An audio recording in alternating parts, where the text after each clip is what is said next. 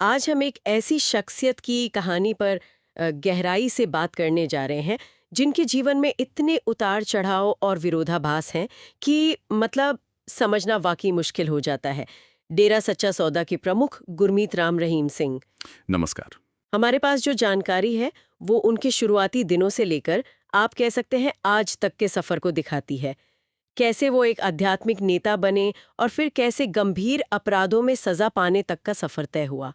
तो आज कोशिश यही रहेगी कि इस जानकारी के जरिए इस काफी जटिल कहानी के अलग अलग पहलुओं को परत दर परत खोल कर देखें। बिल्कुल। और ये ज़रूरी भी है, क्योंकि ये सिर्फ एक व्यक्ति की कहानी नहीं है। इसमें विश्वास, प्रभाव, हमारा सामाजिक ताना-बाना और हाँ, कानून व्यवस्था से जुड़े कई बड़े सवाल भी उठते हैं। आप सोचिए, एक आध्यात्मिक गुरु जिसके लाखों मानने वाले हों, उसका अपराधी करार दिया जाना, ये अपने आप में एक असाधारण घटना है, जिसके कई पहलू हैं, कई आयाम हैं। तो चलिए बिल्कुल शुरुआत से शुरू करते हैं। गुरमीत सिंह का जन्म 15 अगस्त 1967 को हुआ था। राजस्थान के श्री गंगानगर जिले में एक छोटा सा गांव है गुरुसर मोडिया। एक साधारण किसान परिवार था उनका। हाँ। लेकिन लगता है किस्मत में कुछ और ही लिखा था, क्योंकि महज 23 साल की उम्र में, ये बात है 1990 की, उन्हें हरियाणा के सिरसा में जो डेरा सच्चा सौदा है उसका तीसरा प्रमुख चुन लिया गया। मतलब गद्दी मिल गई। हाँ, डेरे की गद्दी सौंप दी गई। ये अपने आप में एक बहुत बड़ी जिम्मेदारी थी, खासकर इतनी कम उम्र में। बिल्कुल।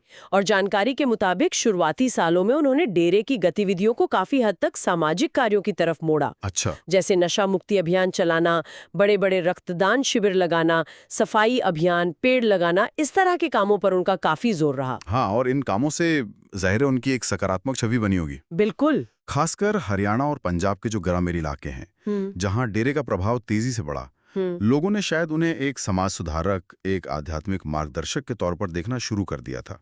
कह सकते हैं कि ये वो नींव थी जिस पर आगे चलकर इतना बड़ा एक साम्राज्य खड़ा हुआ। हाँ, लेकिन फिर चीजें बदलनी शुरू हुई और शायद यहीं से कहानी थोड़ी और पेचीदा, थोड़ी और जटिल हो जाती है। वो सिर्फ एक पारंपरिक धार्मिक गुरु बनकर नहीं रहे। हाँ। उनका एक बिल्कुल ही अलग अवतार सामने आने लगा, कुछ एक रॉक स्टार जैसा, एक फिल्म स्टार जैसा। हाँ, ये बदलाव वाकई में बहुत दिलचस्प है। उन्होंने खुद को डॉक्टर MSG यानी मैसेंजर ऑफ गॉड, भगवान का दूत, इस तरह से पेश करना शुरू किया। हाँ। फिल्में बनाई और उन फिल्मों में वो खुद हीरो होते थे, स्टंट करते थे, गाने गाते थे और वो रंग बिरंगे काफी भड़कीले कपड़े पहनते थे।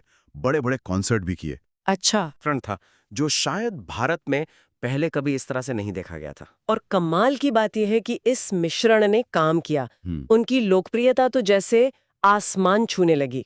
हरियाणा, पंजाब, राजस्थान, ये तो उनके गढ़ थे ही, लेकिन देश विदेश में उनके लाखों अनुयायी बन गए। लाखों में? हाँ, और ये अनुयायी सिर्फ सत्संग सुनने नहीं आते थे, वो उनकी फिल्मों को हिट कराते थे।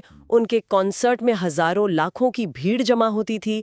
मतलब ये भक्ति और सेलिब्रिटी कल्चर का एक बहुत अजीब सा घालमेल था। यहाँ ये समझना भी जरूरी है कि ये सिर्फ मनोरंजन के लिए नहीं था। शायद इस MSG अवतार के जरिए राम रहीम ने अपनी पहुंच, अपना प्रभाव, उसको कई गुना बढ़ा लिया। सही बात है। वो सीधे अपने अनुयायियों से जुड़ रहे थे, एक ऐसे अंदाज में जो शायद पारंपरिक धार्मिक नेताओं के लिए मुमकिन ना हो।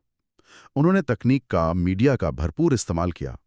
ये एक सोची समझी रणनीति ज्यादा लगती है, जिसने उन्हें एक तरह की कल्ट फॉलोइंग बनाने में मदद की। लेकिन जहाँ इतनी चमक दमक और शोहरत थी, वहीं दूसरी तरफ कहानी का एक स्याह पहलू, एक अंधेरा हिस्सा भी धीरे धीरे शक्ल ले रहा था।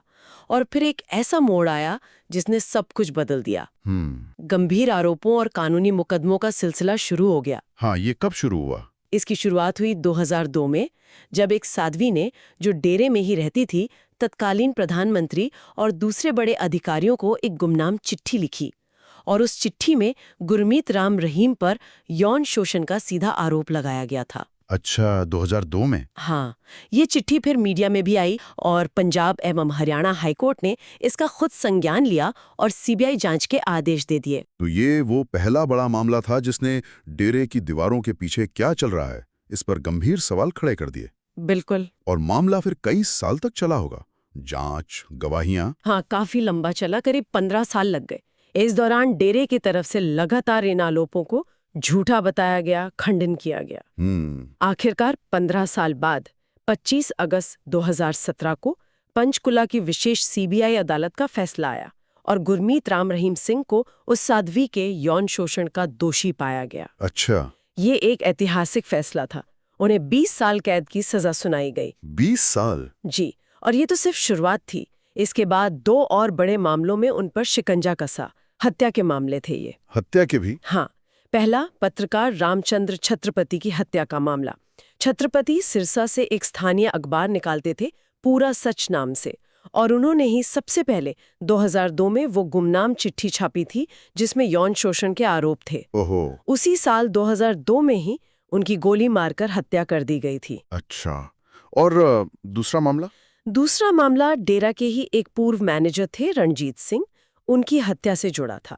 माना जाता है कि रणजीत सिंह की बहन भी डेरे में साध्वी थी और शायद वो यौन शोषण मामले के बारे में कुछ जानते थे या उनकी कोई भूमिका थी, उनकी भी हत्या कर दी गई।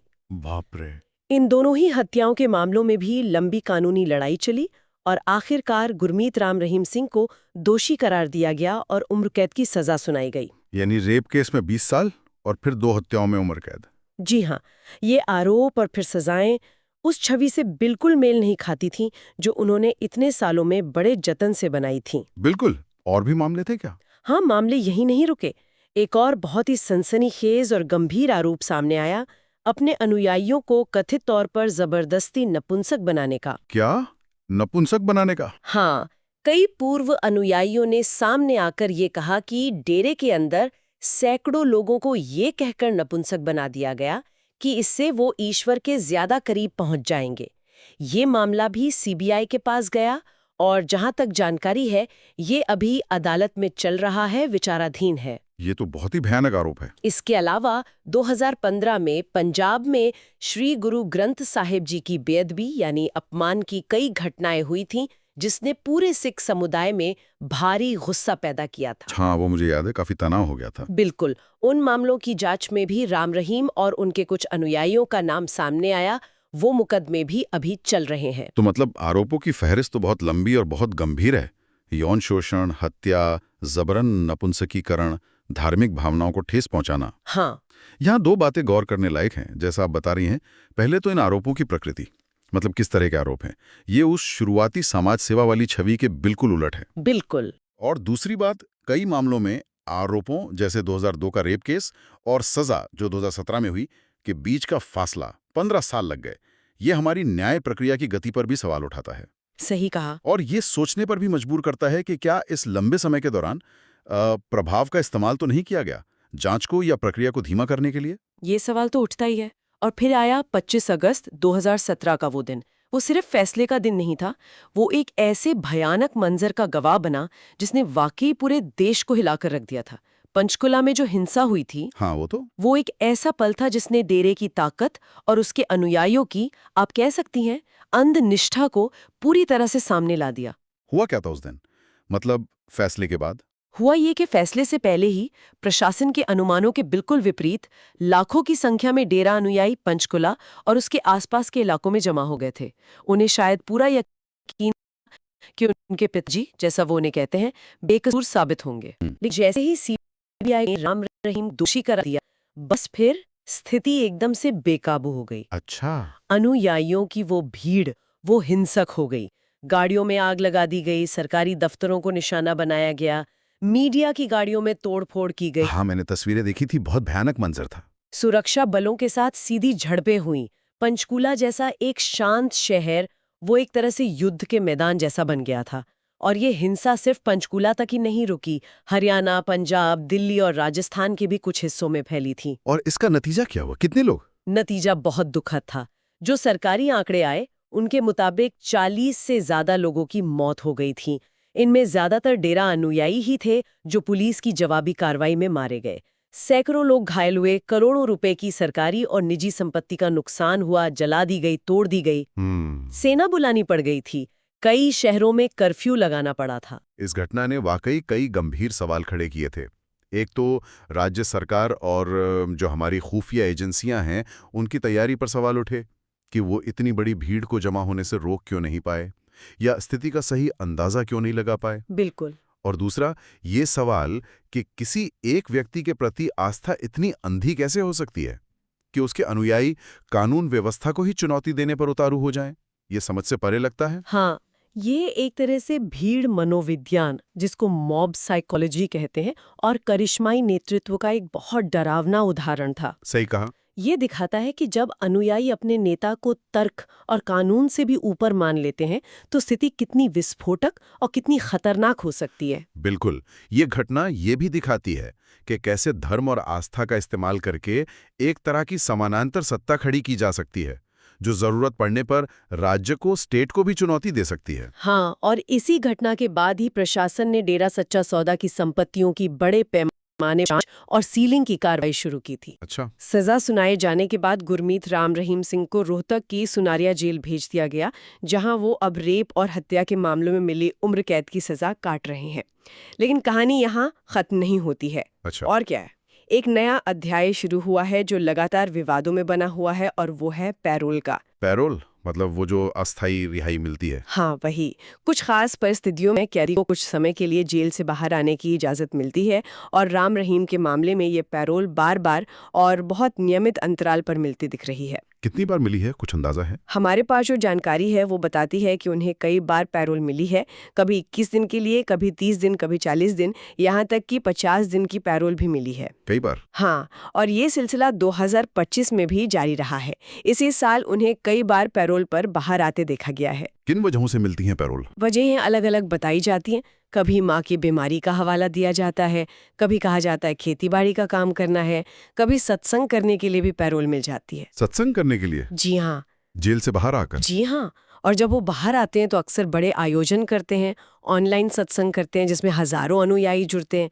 यहाँ तक कि कुछ राजनीतिक हस्तियां भी उन सत्संगों में नजर आ जाती हैं। और यहीं से विवाद खड़ा होता है। बिल्कुल। जो आलोचक हैं या जो पीड़ित पक्ष है, वो सवाल उठे हैं कि भाई रेप और हत्या जैसे इतने गंभीर अपराधों में दोषी व्यक्ति को इतनी आसानी से और इतनी बार पैरोल कैसे मिल रही है? क्या ये नियमों का सही इस्तेमाल हो रहा है या फिर ये उनके भाव का नतीजा है? खासकर तब जब पैरोल की शर्तों में अक्सर ये होता है कि कैदी को उन गतिविधियों से दूर रहना चाहिए जिनसे कानून व्यवस्था बिगड़ने का खतरा हो। लेकिन राम रहीम बाहर आकर बड़े बड़े सत्संग करते हैं जो कहीं ना कहीं उनके प्रभाव को बनाए रखने में मदद करते हैं। हाँ, ये बात तो है। ये पूरा मामला भारत में पैरोल के नियमों पर, उनके लागू होने के तरीके पर और जो हाई प्रोफाइल कैदी होते हैं उनके प्रति रवैये पर एक बड़ी बहस छिड़ता है। सही। क्या सभी कैदियों के लिए नियम एक समान रूप से लागू होते हैं? क्या पैरोल देने वाली जो अथॉरिटी है वो किसी राजनीतिक दबाव में काम करती है? ये सवाल उठते हैं क्योंकि अक्सर ये भी देखा गया है कि पैरोल का समय चुनावों के आसपास पड़ता है। अच्छा। हाँ, तो इससे ये आरोप भी लगते हैं कि कहीं डेरे के वोट बैंक को साधने के लिए तो ये रियायत नहीं दी जा रही। हालांकि सरकार और अधिकारी हमेशा यही कहते हैं कि पैरोल तो वही नियमों के तहत ही दी गई है।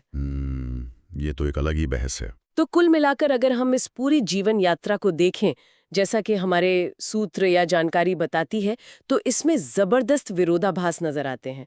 मतलब कहाँ से शुरू होकर कहाँ पहुंच गए। सही कहा आपने। एक तरफ तो वो छवि है जिसमें वो एक धार्मिक गुरु हैं, लाखों लोग के